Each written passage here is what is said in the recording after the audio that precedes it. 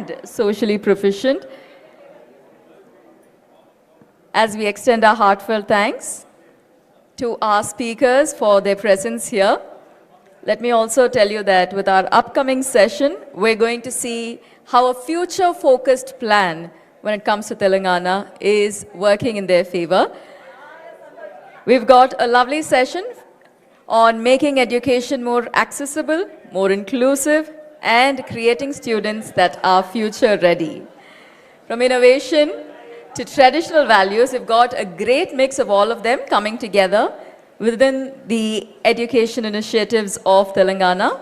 We have the Honorable Deputy Chief Minister joining us on stage with a round of applause from all of us, ladies and gentlemen, for our next session. Chairing this session, it is my pleasure to invite Ms. Santwana Bhattacharya, editor, The New Indian Express.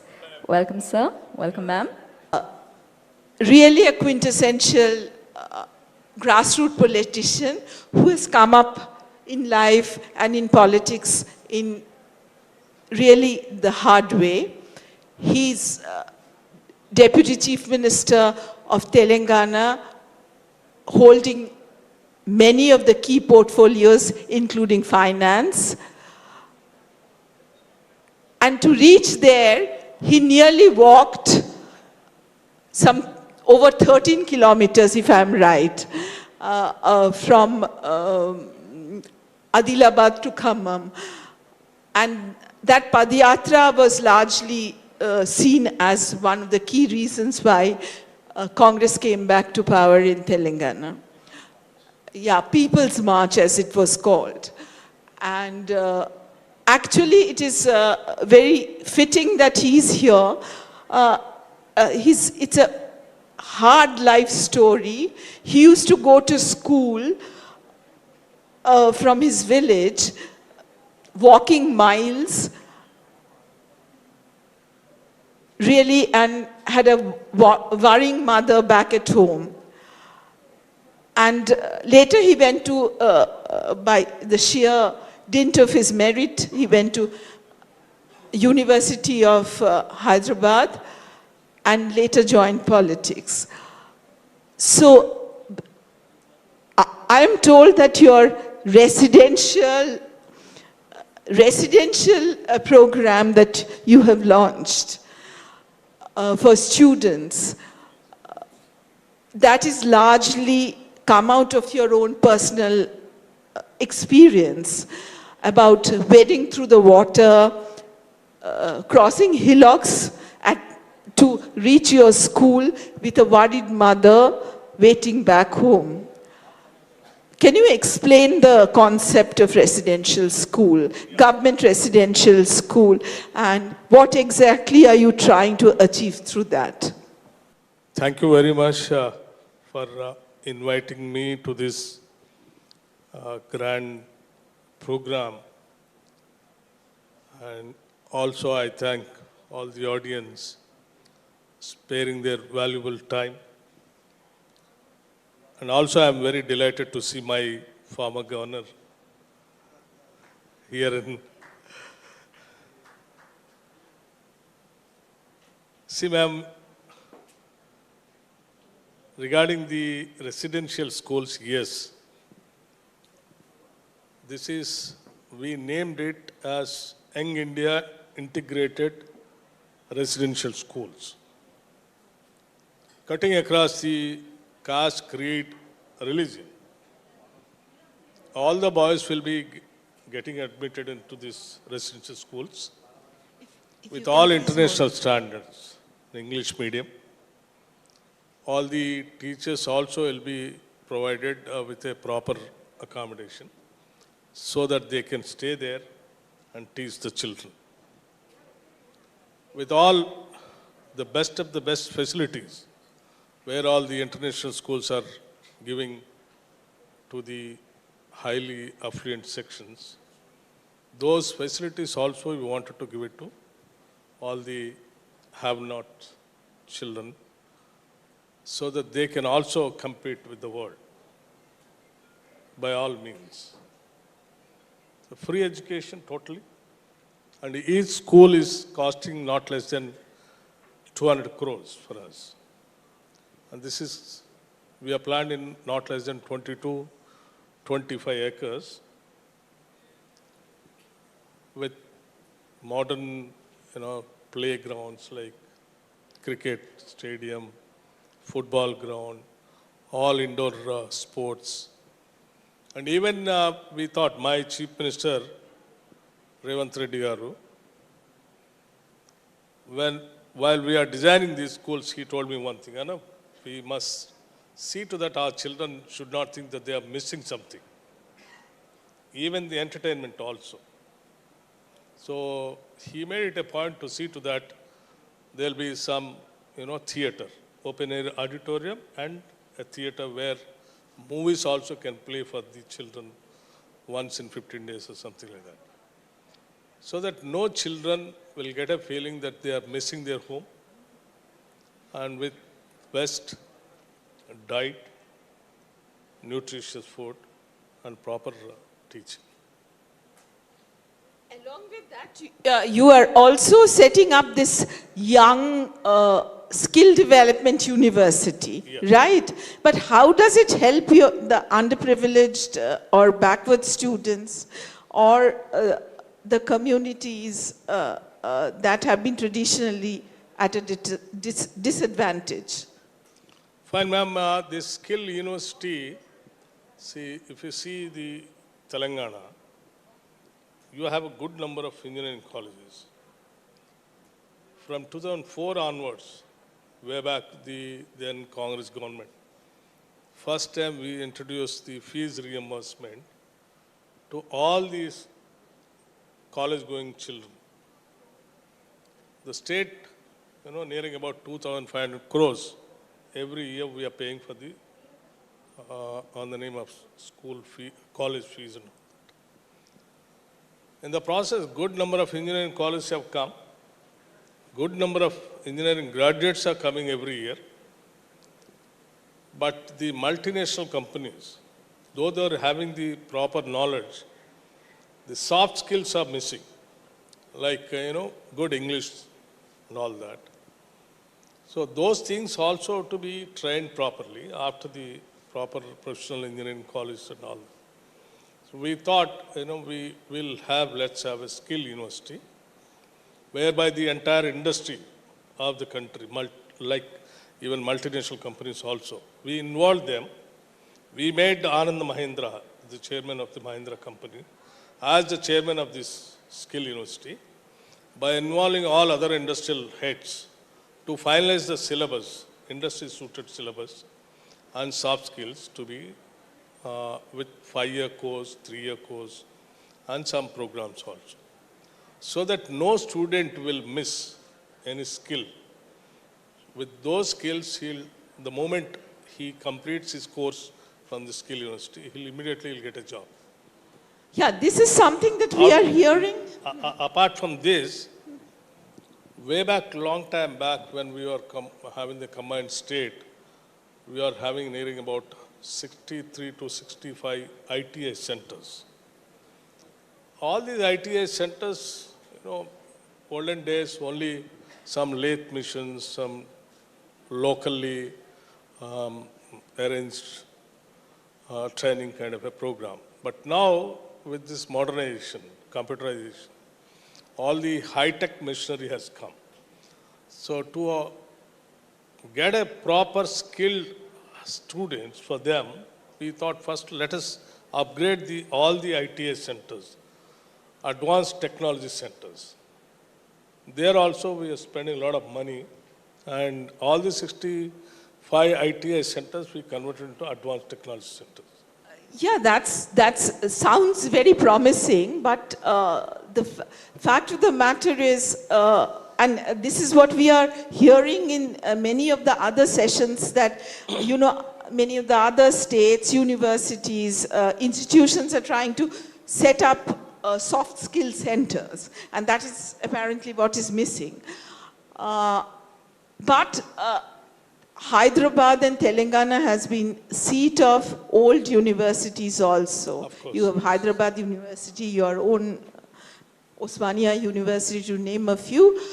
And as per the reports that I read, many of them don't have the basic facility like computerization. While you are talking about residential schools with the state-of-the-art facilities with theatre, etc.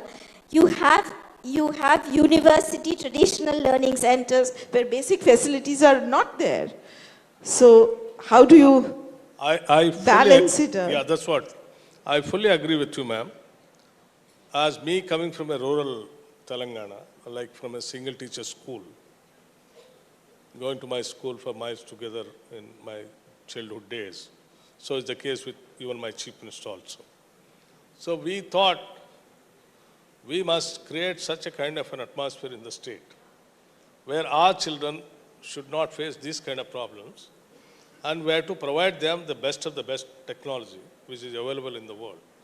Bring that, let's not bother about the budget. Whatever the amount is required, let's spend for the education, so that the education itself will create the best human resources. The best human resources will bring back the glory for the state. So we have decided to the maximum extent of budget to be spent on the education. We are trying our level best to give the best of best technology. To all the residential schools, even the Jilla Parishad schools also, we are providing all computerization, even digital classrooms. We want to see to that all the schools are on par with the world-class schools. You're talking about human resource development, which is very key. All developed countries we know and who have crossed the line, including China. Great and large investment in human resources and education has been there. So when you are talking about, you are also the finance minister. So how much of your budget is allocated for it? Are you going to increase it? Yeah. Are our spending on education and related issues is very low, continues to be very low? See, 21,000 crores we allotted for the budget. Even after allotting that budget also, we thought this is not sufficient. We still had to stretch more. So we thought, with these integrated residential schools, this year itself, nearing about 60 residential schools we have sanctioned. Each school is somewhere around 200 crores. We thought we will spend 5,000 crores only for the infrastructure building this year. In the process, a period of 15 years, that we have to see to that the entire Telangana will have an international standard, Young India integrated residential schools, where every children will get a best education. This is what we are trying to do it, and we will do that also because the entire cabinet of ours is committed for that. Bhatti, tell me something. We can't be talking to a politician without talking a little bit of politics. See, Who is your main opposition in Telangana? Whether is it BJP which won 8 constituency, or is it BRS? See, ma'am, as of now, Who is your rival and who is giving the oppositional voice there? See, we are not, as of now, we are not seeing anybody as our opposition. But at the same time, we believe in democracy. We want the healthy opposition also. We don't want a government where you don't have any opposition at all. If it is not there, it cannot be treated as a democratic government. So we are allowing every political party to grow and to express their opinion. There are many political parties like BRS is there. But you haven't CPM is answered there, my question. BJP Who is is there. your main rival there? So that's what in I'm saying. Telangana? As of now, we don't have any main opposition party kind of a thing. But we are allowing every political party to grow there. We believe in freedom of expression. We believe in allowing all the political parties to come and propagate their ideology. And as you all aware, the Telangana state is more with progressive thought process, where you have the earlier days also, where you have the left-wing extremism and all that. And free opinion expression is more welcome there. You are saying, talking about healthy opposition, but very recently your government has registered a FIR against KTR in that Formula One race controversy. So what exactly is the issue and What is it? What controversy topic? the FIR, which was one of your main No, rival, madam, that's KTR, nothing on to do in with- the Formula race that's scam or controversy, whatever. Fine, there's nothing to do with the political party. It is a part of the, Because opposition is calling it vendetta. obviously, see, they'll try to call it like that only. See, it is a part of the administration. When the public money is being not properly handled, that has cropped up, the department has inquired, and it is reported, and the department is taking care of it.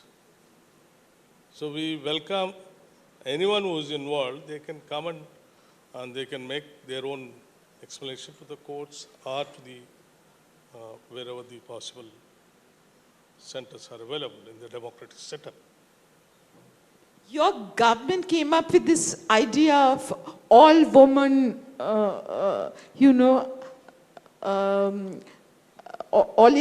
India service to monitor education, especially in the rural areas, etc. What is the big idea behind See, ma'am, that? in all the residential schools, we thought, much before, prior to us, the diet charges were very low, and even for the cosmetic charges are also very low. So then we have reviewed it, and I have increased it up to 40% at a time, and the cosmetic charges also. Because one decade, the prices are growing, but the diet charges are not examined or increased. So after increasing, we thought that these things have to be implemented properly also. So we requested all the senior bureaucrats to visit at least once in a month to all the residential schools, dine with them, possible if they are girls' residential schools, let lady officers to go and spend one night also with them, so that they can also get inspired. Along with the ministers, even ministers and legislators are also told to visit the schools. Apart from these people, even the bureaucrats are also asked to go and visit these schools, so that everything is properly maintained and it is visible also. It will come out if there is anything wrong going there. They are with a good intention. Good intentions apart, but the statistics of your state is a little worrying, because in terms of dropout rates, it is one of the national highest. It's almost 23 or 24% dropout, isn't it so? So why is that? And on one hand, you have the highest per capita income. On the other, you have the highest dropout rate.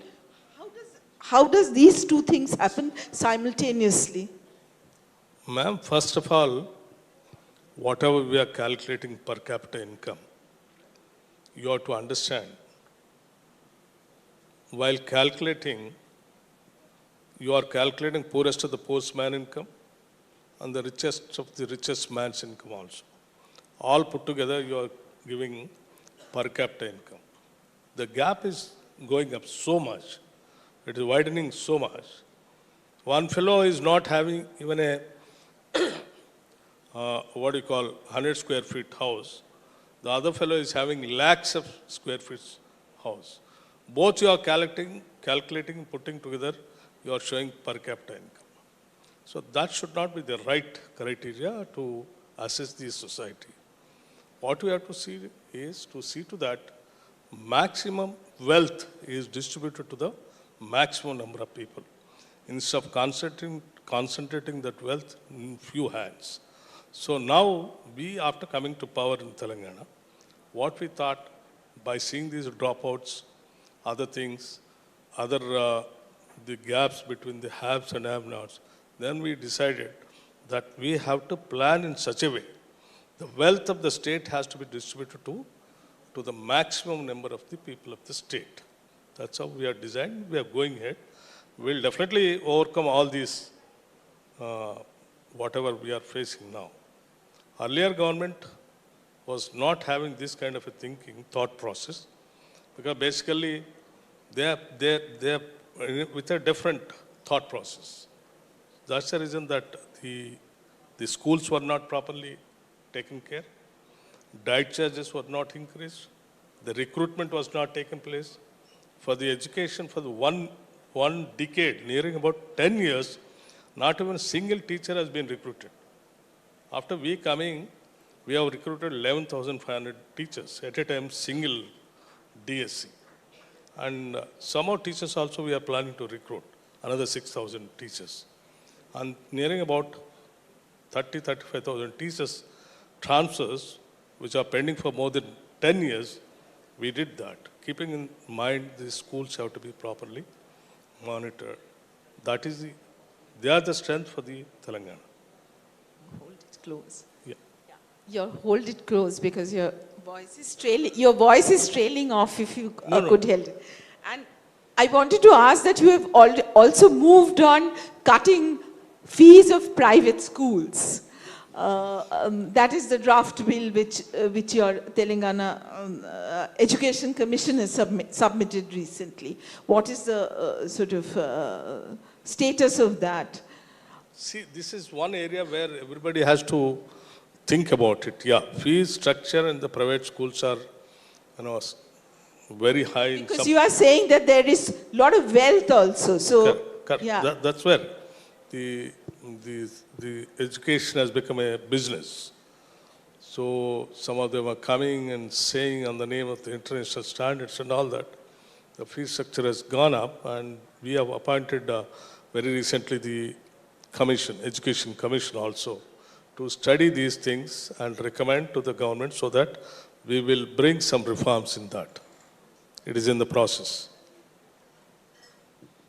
Okay, since you don't yourself saying that there is no real opposition to your government now, so you can take whatever measures, and Tamil Sai Sundaranjan is also not there to create opposition of any kind. So,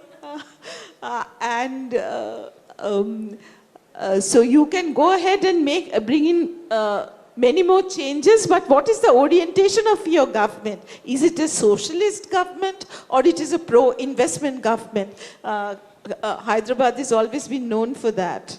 Both, ma'am. It has to be mixed. Until unless you create infrastructure and industry, you cannot generate wealth. If you cannot generate wealth, you cannot do the freebies or social reforms and all those things. So you have to plan for the proper infrastructure, industry.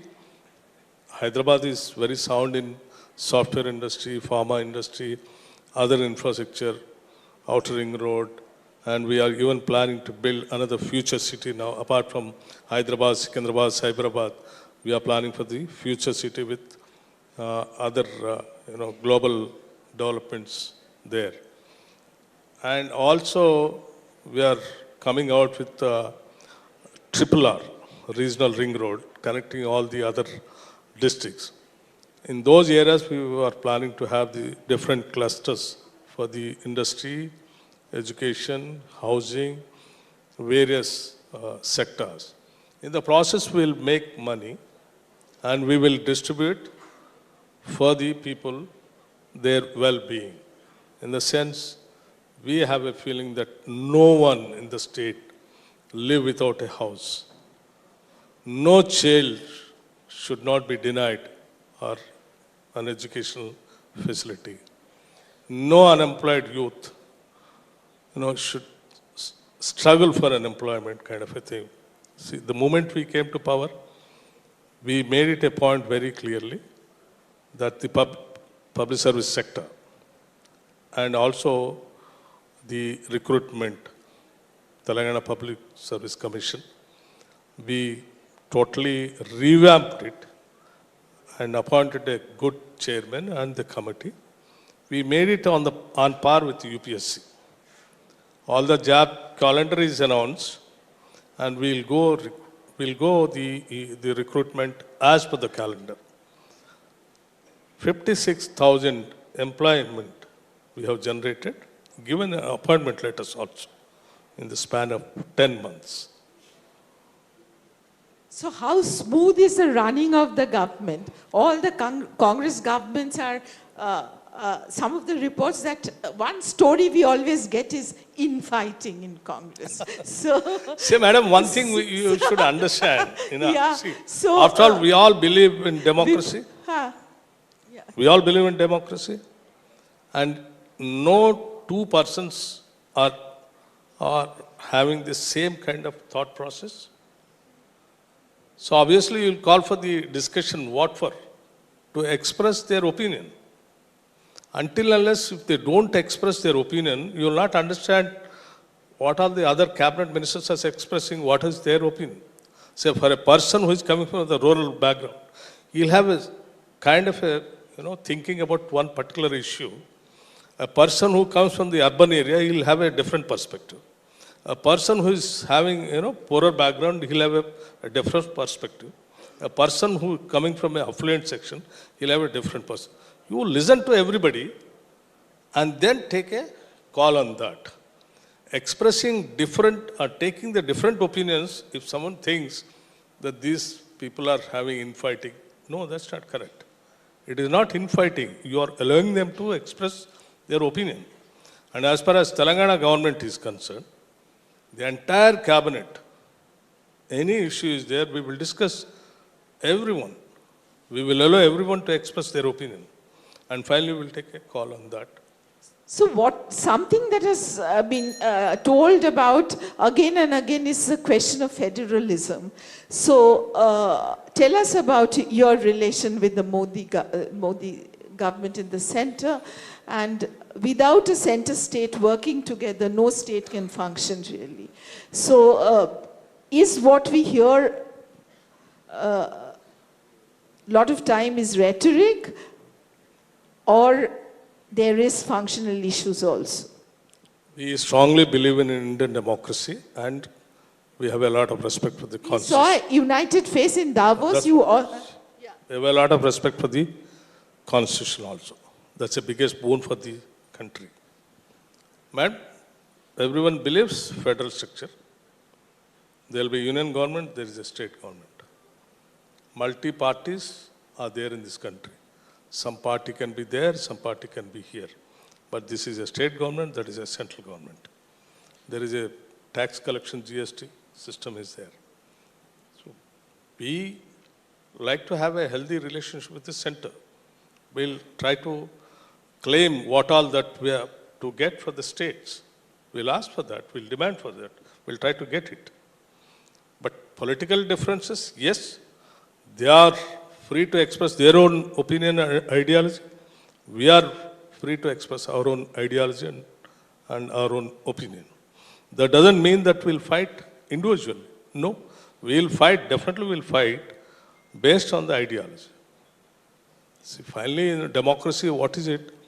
You express your ideology. You tell the people, this is my philosophy and my ideology. If you believe in it, then you vote for me. If you don't believe in it, you don't vote for me. yeah. You're sounding very calm and accommodative, surprisingly so. Can we have one or two questions? Anybody wants to ask a question? Yeah.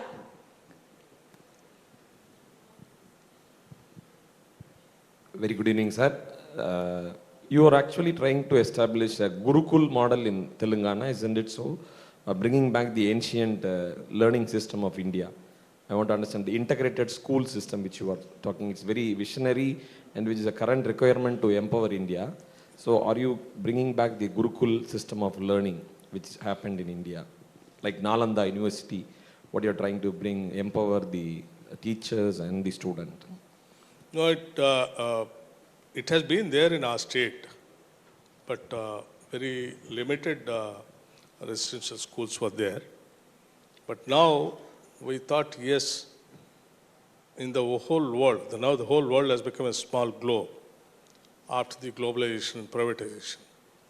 Every child has to compete with the world now, not just with their own village. So we thought we must give them the best of the best education. And some children may not afford to go to the best schools. So that doesn't mean that they should not get an opportunity. The state is there to provide them as the parents of the children.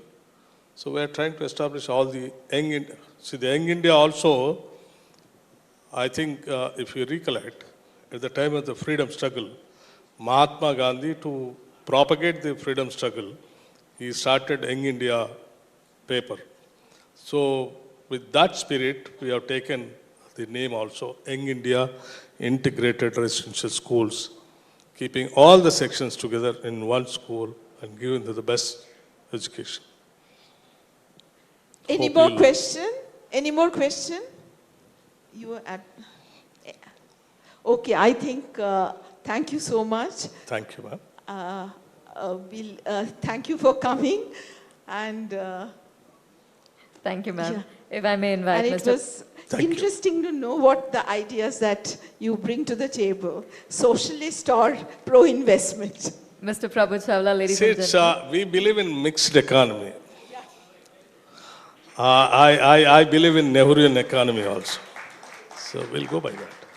Thank you. We have Mr. Prabhu Chawla. Wealth has to be with the people. Wealth has to be with the country, not in the hands of few corporate sectors. If that goes into the few hands, they will try to dictate to the democracy tomorrow. Then democracy will be in danger.